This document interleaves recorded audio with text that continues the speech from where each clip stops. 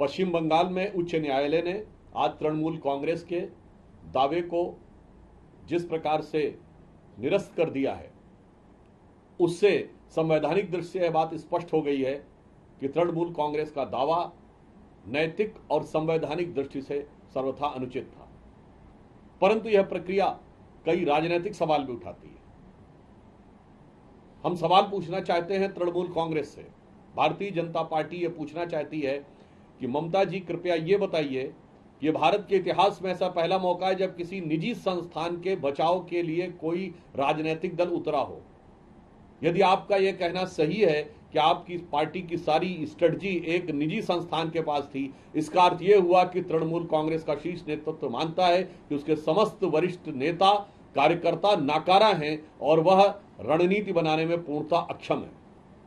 दूसरा विषय, यदि उसके बाद भी उनको यह लगा कि उस संस्थान में उनके पास कोई संवेदनशील जानकारी थी, तो ममता जी ने अपनी पुलिस पर भी भरोसा नहीं किया। अर्थात पश्चिम बंगाल की सरकार यह मानती है कि उनका खुद की पुलिस भरोसे के लायक नहीं है, इसलिए ममता जी स्वयं जाकर वहां पर उपस्थित हुई।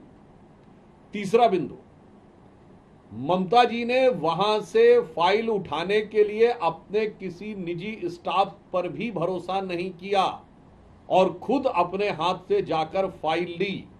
अर्थात ममता बनर्जी जी का विश्वास अपने निजी स्टाफ पर भी नहीं है। और इस विषय के ऊपर कोर्ट में जो व्यक्ति तृणमूल कांग्रेस के पक्ष लेने के लिए आया, वो तृणमूल कांग्रेस का कोई पदाधिकारी अथवा उनका आधिकारिक व्यक्ति नहीं था। अर्थात न्यायालय से विषय उठाने के लिए भी तृणमूल कांग्रेस को अपने किसी कार्यकर्ता पर भरोसा नहीं था।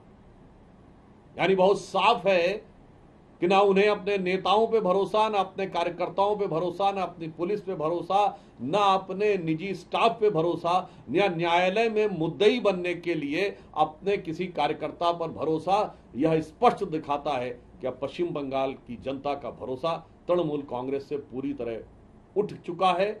और इस बात को साफ साफ समझते हुए तृणमूल कांग्रेस की सरकार और मुख्यमंत्री ममता बनर्जी जी बहुत असहज होकर बौखलाहट में इस प्रकार के कार्य कर रही हैं, जो नैतिक और राजनीतिक दृष्टि से तो अनुचित है ही, संवैधानिक दृष्टि से।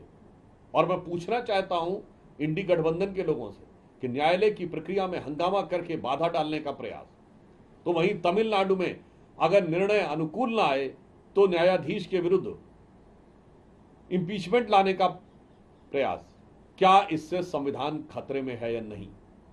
यह दर्शाता है कि देश की जनता भली भांति समझे कि इंडी गठबंधन का नेतृत्व, इंडी गठबंधन के दल जहां जहां भी सत्ता में है, वहां संविधान खतरे में है।